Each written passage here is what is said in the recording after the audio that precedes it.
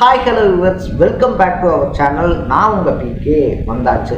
So நம்ம இன்றைக்கி இந்த வீடியோவில் எந்த விஷயத்தை பற்றி பேச போகிறோம், யாரை பற்றி பேச போகிறோம் அப்படின்னு சொல்லி கேட்டோம் அப்படின்னா, பொதுவாகவே விஜய் அவருடைய திரைப்படம் வருது அப்படின்னு சொல்லி வச்சுக்கோங்களேன். அது மெர்சல் திரைப்படமாக இருந்தாலும் சரி, அதை தாண்டி வந்த திரைப்படங்களாக இருந்தாலும் சரி, ஸோ அந்த மெர்சல்லேருந்து தான் பெரிய அளவிலான பிரச்சனைகள் அப்படின்றத விஜய் ஃபேஸ் பண்ண ஆரம்பித்தார் அப்படின்னு தான் சொல்லணும்.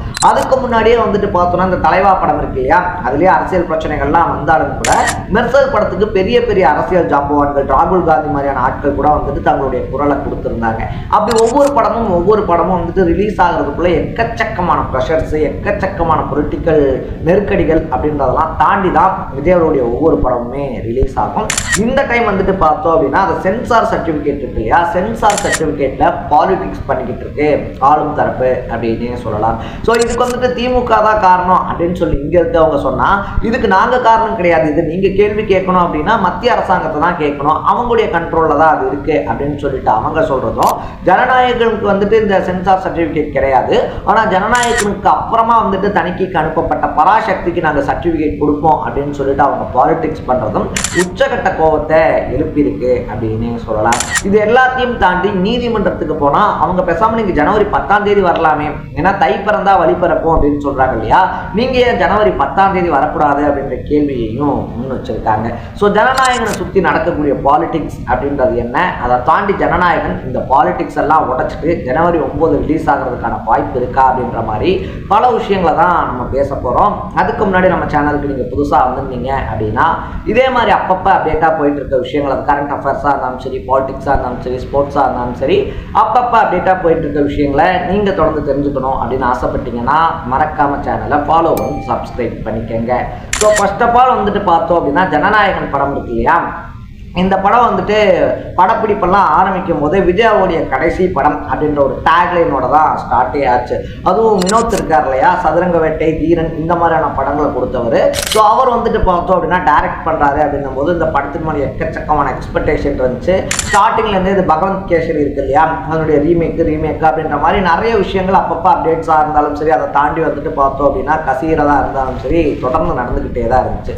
அதுக்கு நடுவில் தான் விஜயாவுடைய இந்த கரூர் சம்பவம் இருக்கு இல்லையா, அதுவும் நடந்து முடிஞ்சிருந்துச்சு அப்படின்னு சொல்லலாம். ஒரு பக்கம் படப்பிடிப்பு, ஒரு பக்கம் அரசியல் அப்படின்னு சொல்லி பிஸியாக இருந்தவர் இந்த கரூர் சம்பவத்துக்கு அப்புறமா கொஞ்சம் துவண்டு போயும் இருந்தார். ஸோ அந்த ஒரு விஷயத்துக்கு அப்புறமா தான் இங்கே இருக்கக்கூடிய அந்த பாலிடிக்ஸினுடைய வீரியம் அப்படின்றத விஜய் அவர்கள் புரிஞ்சுக்கிட்டாரு அப்படின்னு சொன்னாங்க.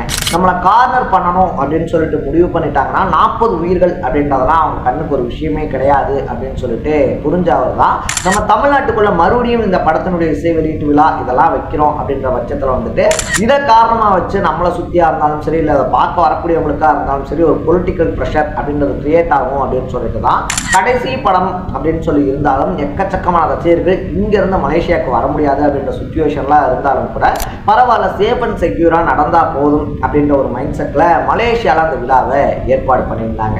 அப்படியே அவர் பார்த்து பண்ணாலும் படம் ரிலீஸில் அதுவும் சென்சார் சர்டிஃபிகேட்டில் கையில் வச்சுருக்காங்க பவர்ஃபுல்லாக இருக்கக்கூடிய பவரில் இருக்கக்கூடியவங்க அப்படின்னு சொல்லப்படுது.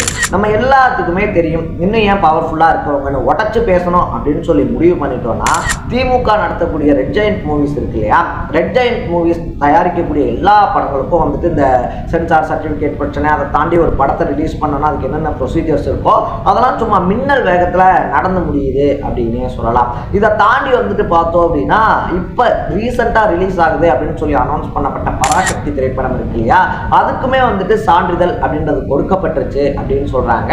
ஆனா கிட்டத்தட்ட ஒரு மாசத்துக்கு முன்னாடியே படத்தினுடைய எல்லா வேலைகளையுமே முடிச்சு தணிக்கைக்கு அனுப்பியிருக்காங்க படக்குழு. அப்படியே அவங்க தணிக்கைக்கு அனுப்பினோடனே படக்குழு சைடு இருக்காங்க இல்லையா, அவங்க வந்துட்டு பார்த்தோம் அப்படின்னா எங்களுக்கு யூஏ சர்டிஃபிகேட் கொடுங்க அப்படின்ற மாதிரி வந்துட்டு கேட்டிருக்காங்க. அதுக்கு வந்துட்டு அந்த நிறுவனம் ஒரு சில விஷயங்கள்லாம் இருக்கு இல்லையா, அந்த தணிக்கை குழு இதெல்லாம் வந்துட்டு மாற்றுங்க அப்படின்ற மாதிரி சொல்லியிருக்காங்க. சரி, ஓகே, அவங்க படத்தை பார்த்துட்டு மாற்ற சொன்ன எல்லா விஷயங்களையும் மாற்றினதுக்கு அப்புறமாவும் அவங்களுக்கு அந்த சென்சார் சர்டிஃபிகேட் அப்படின்றது கொடுக்கப்படல.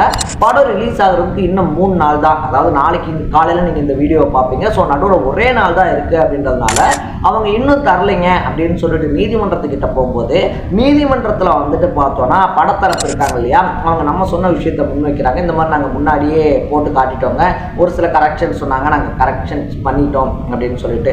ஆனால் தணிக்கை குழு சார்பில் இருந்து அவங்க சொல்கிற விஷயம் என்னவா இருக்குது அப்படின்னு சொல்லி பார்த்தோன்னா, மதம் சம்மந்தப்பட்டலாம் பேசியிருக்கிறதுனால எங்களுக்கு ஒரு புகார் வந்திருக்குங்க, அதனால் வந்துட்டு பார்த்தோம் அப்படின்னா நாங்கள் இன்னும் சர்டிஃபிகேட் கொடுக்காம இருக்கோம், அதுவும் இல்லாமல் உடனடியாக சர்டிஃபிகேட் கொடுக்கணும் அப்படின்ற ரூலெல்லாம் இல்லையே அப்படின்னு அந்த கோர்ட்டில் குறிப்பிட்டு சொல்லியிருக்காங்க. இதை தாண்டி அந்த வழக்கை விசாரித்த PD ஆஷா அப்படின்னு சொல்லக்கூடிய நீதிபதி வந்துட்டு பார்த்தோம்னா, நீங்கள் ஒரு நாள் தள்ளி ஒரு 10ஆம் தேதி வரலாமே, ஜனவரி 10ஆம் தேதி வந்தீங்க அப்படின்னா உங்களுக்கு பிரச்சனை இருக்காதே அப்படின்னு சொல்லிட்டு ஒரு அதிர்ச்சியான ஒரு விஷயத்தை முன் வச்சிருக்காங்க அப்படின்னு சொல்லப்படுது. ஏன்னா ஜனவரி 10ஆம் தேதி தான் வந்துட்டு பார்த்தோன்னா சிவகார்த்திகேயன் அவர்கள் நடித்த பராசக்தி திரைப்படம் இருக்கு இல்லையா, அது வெளிவருது அப்படின்னே சொல்லலாம். ஸோ இவருக்கு யாரெல்லாம் எதிராக நிற்கிறாங்களோ, அதாவது விஜய் அவருடைய ஜனநாயகன் படம் ரிலீஸ் ஆகிடக்கூடாதுன்னு சொல்லி நிற்கக்கூடிய எல்லாருமே பராசக்தி ரொம்ப பெரிய ஹிட் அடிக்கணும்னு நினைக்கக்கூடியவங்க. ஏன்னா அது அவங்களுடைய ஓன் ப்ராடக்ட்டு அப்படின்னே சொல்லலாம். அதனால தான் ஜனவரி 14 ரிலீஸ் அப்படின்ற மாதிரி இருந்த படத்தை ஜனவரி 10ஆம் தேதியே ரிலீஸ் அப்படின்ற மாதிரி முன்னாடி கொண்டு வந்து வச்சாங்க அப்படின்னு சொல்லப்படுது. ஸோ ஆல்ரெடியே வந்துட்டு ஒரு பக்கம் பொலிட்டிக்கல் ப்ரெஷர்ல தாவேக்கா சிக்கி தவிச்சுக்கிட்டு இருக்கும்போது இப்படி விஜயவுடைய கடைசி படத்துக்கும் சென்சாரின் மூலியமா அரசியல் ஆக்கியிருக்காங்க அவருடைய எதிரிகள் அப்படின்னு சொல்லலாம். ஸோ படம் மட்டும் சொன்ன தேதியில ஜனவரி 9 ரிலீஸ் ஆகலை அப்படின்னா அது எங்களுக்கு நட்டம் கிடையாது, அது எங்களுக்கு பாதகமும் கிடையாது, யார் ரிலீஸ் பண்ணவில்லையோ அவங்களுக்கு தான் பாதகமாக அமையும் அப்படின்னு சொல்லிட்டு தாவேக்காவை சார்ந்தவர்களும் விஜய் அவர்களை சார்ந்தவர்களும் விஜயனுடைய ரசிகர்களும் மறைமுகமாக எச்சரிக்கை விட்டுக்கிட்டு இருக்காங்க அப்படின்னு தான் சொல்லப்படுது.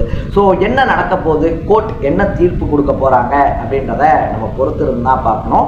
நானும் அவங்க சொன்னதே தான் இன்னொரு டைம் அழுத்தி சொல்றேன், படம் சொன்ன தேதிக்கு ரிலீஸ் ஆகலை அப்படின்னா விஜய் அவர்களுக்கோ பட தயாரிப்பு நிறுவனத்துக்கோ பிரச்சனை கிடையாது. யாருக்கு பிரச்சனை, எங்க பிரச்சனை அப்படின்றது எல்லாத்துக்குமே தெரிஞ்சிருக்கும். எதுவுமே வேணாம் அப்படின்னு சொல்லி இதை விட்டுட்டு அரசியலுக்கு போறவர்கிட்ட இதுலயே போய் நீங்க அரசியல் பண்ணீங்க அப்படின்னா அது உங்களுக்கு தான் பேக் ஃபயர் ஆகுமே தவிர அவருக்கு எந்த நட்டம் இல்லை அப்படின்றது தான் நம்ம இந்த வீடியோ வாயிலாக சொல்கிறோம். ஸோ நீங்கள் இந்த விஷயத்தை பற்றி என்ன நினைக்கிறீங்க அப்படின்றத கமெண்ட்டில் போட்டு மறக்காமல் சேனலை ஃபாலோ பண்ணி சப்ஸ்கிரைப் பண்ணிக்கோங்க. நாளைக்கு இதே மாதிரி இன்னொரு இன்ட்ரெஸ்டிங்கான வீடியோவோட சந்திக்கலாம். Tata, bye by.